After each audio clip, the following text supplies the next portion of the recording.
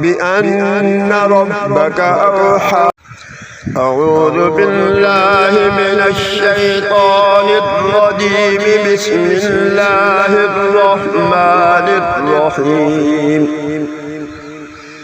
إذا زلزلت الأرض زلزالها وأخرجت الأرض أثقالها وقال الإنسان ما لها يومئذ تحدث أخبارها بأن ربك أوحى لها.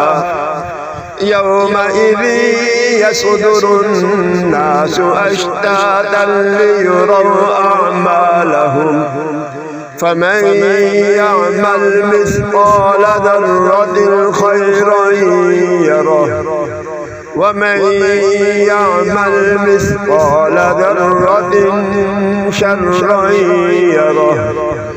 صدق الله العظيم.